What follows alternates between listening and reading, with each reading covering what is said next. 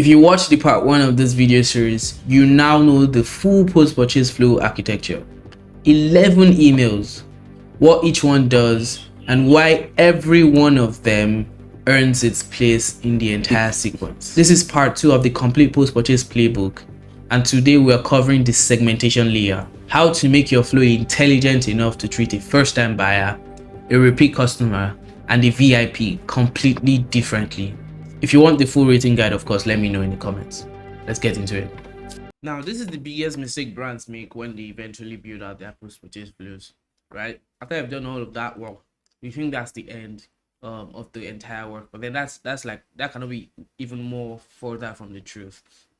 Especially if you're the kind of brands that have wide range in categories and collections, and are a brand that has a very, very high repeat purchase propensity, right? High chances to get repeat purchases.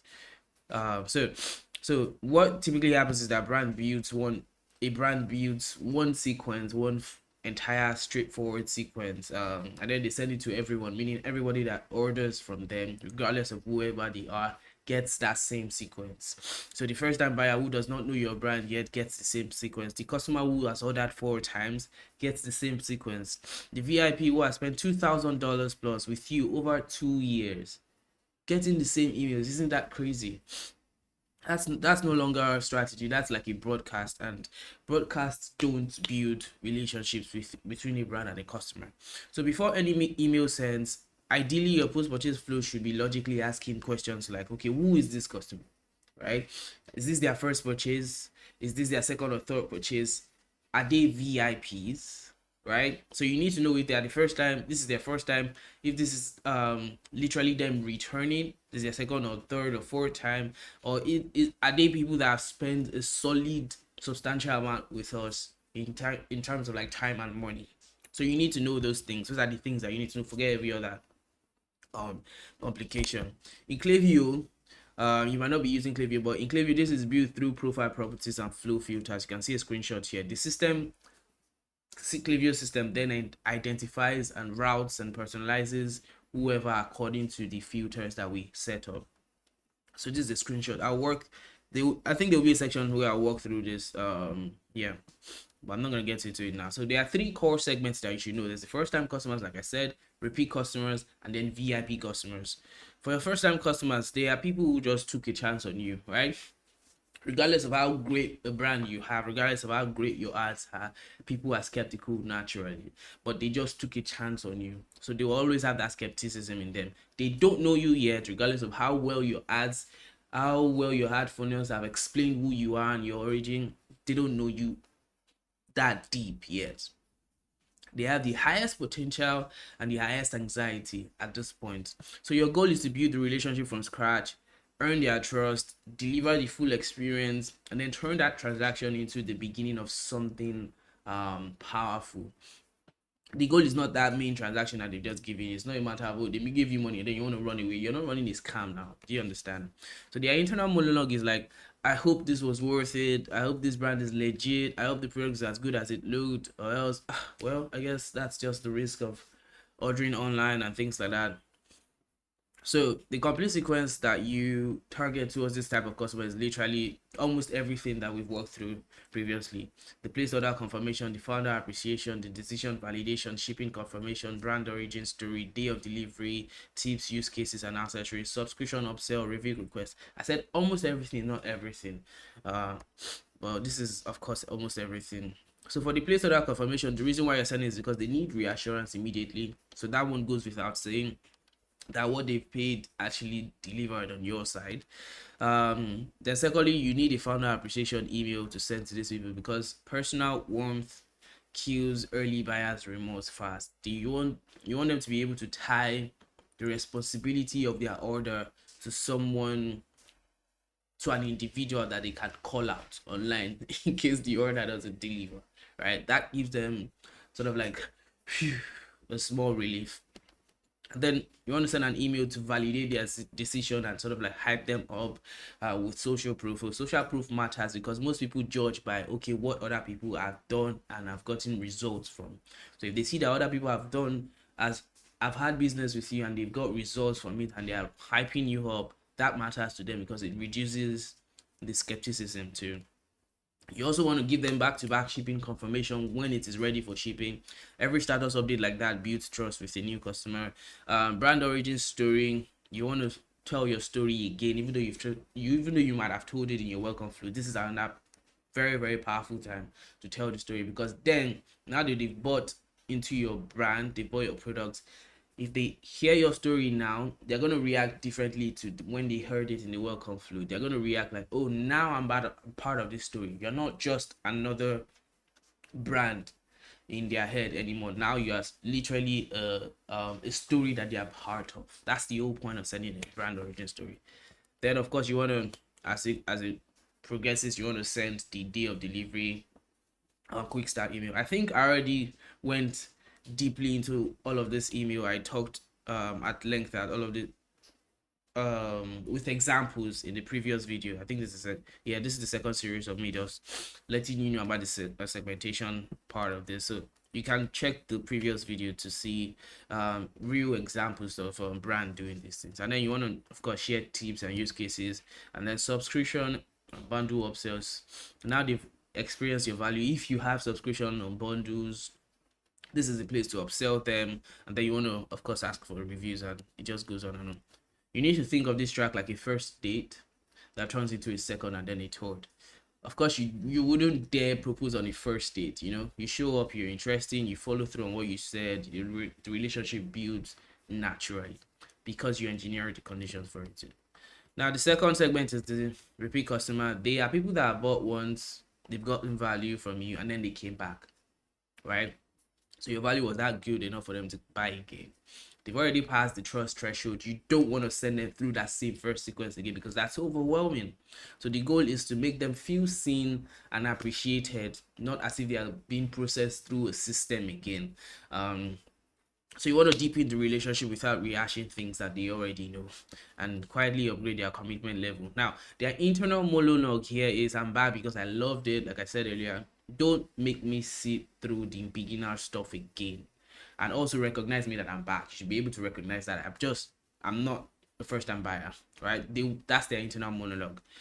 So you want to remove the origin story, no decision validation. There's no decision to validate here. There's no need for quick start guard and all those things. They've been here, they've been through this. So the sequence is typically the status updates, of course, which is like the place order confirmation, the shipping confirmation. Those ones goes without saying. Now for the repeat order appreciation, is very, very similar to that personal appreciation email that I mentioned earlier. It's going to be written by the founder ideally, or someone on the team that is personal, that an individual ideally. And this time around, you must acknowledge the fact that they are a repeat customer in this email, right? It's very different for the first one. You want to acknowledge that they came back. That goes a long way in making them become the third and fourth and fifth repeat buyer, right? And then of course, if the new product, if you have a product across multiple categories, or if your product has multiple use cases, you also want to share those use cases, remind them of it with this email here. So new tips that they might not know.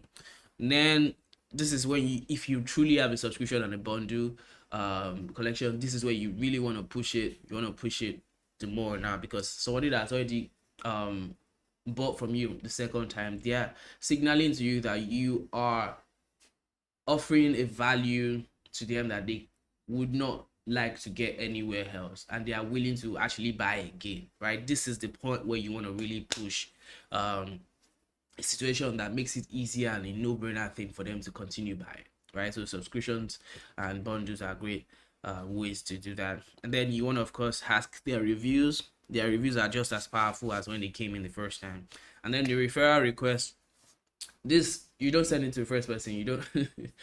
You don't ask person you meet the first time to sort of like connect you to their circles or immediately. They need to know you, need to vet you, they need to have experienced you. So once they've experienced you, that is when you now have the leverage to sort of like ask to be invited to parties, to be invited to their friend groups and whatnot. This is the ideal time to have a referral request email. So the key unlock for email 2, like I said earlier, is that it needs a completely different version from the first One, you should not say thanks for your first order. That would signal to them that this is a system that you've set up and it's not even personalized, and that can increase churn like a motherfucker.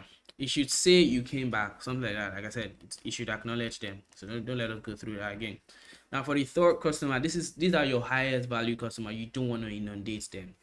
Have a very specific way what I described it. Think about a 5-star hotel. When they treat their returning guests versus when they treat a first timer. You see, the first timer gets the full orientation, while the returning VIP guest walks into the hotel.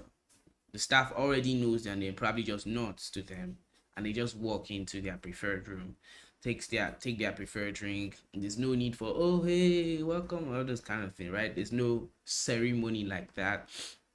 It's just effortless, immediate. That is the kind of excellence they expect from you at this point. So you want to, of course, acknowledge the fact that they are big and they are very valuable without overwhelming them. So they're your highest value customers. They have multiple purchases, high spend, and they've stayed with you for a very long time, potentially. So you want to show them respect, you want to show them exclusivity, zero friction whatsoever, make it very hassle free.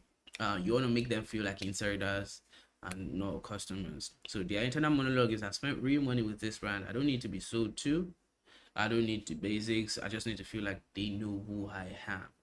Of course they know who I am, basically. So what changes dramatically here is the tone that you use, the brevity, the style of the emails even. I don't think you need that much design emails here. We typically make 90% of these emails text only. Because it just comes off as more personal. So the tone, the brevity, the exclusivity of what you offer, whatever you offer them should not be something that you offer in your blast campaigns, because they won't really feel it like that. So VIP customers are allergic to feeling like they are part of the other customers you have. The moment they detect automation or that you are packing them with the crowd, they tend to disengage. Yeah, they have that ego like that. So the status emails goes without saying, please order confirmation, shipping confirmation, you see that there. But then the VIP status appreciation, this is very crucial. This is like the meat of the old strategy. It must be well written in the voice of the founder, like as we're speaking directly to them, no selling whatsoever. Then depending on which one they are on or which one they aren't, you want to push them to I think a subscription upsell is more ideal than a bundle upsell here if they are not in your subscription, and that's the only selling that's here. Then UGC requests, instead of asking for reviews or referrals, this is where you ask for UGC, right? Because these people are now fans, and if they are up to it, if they agree with it, they will likely be very powerful UGC content for you too. They're your most credible advocates and their content is gold. So that is pretty much it. Now, next up, we're gonna go into the Klaviyo build. This is a very complex part of the old strategy. Yeah, I don't think I'm gonna do it in this video. So just I think that will be the last part of the video to the whole series also. Watch out for the next video.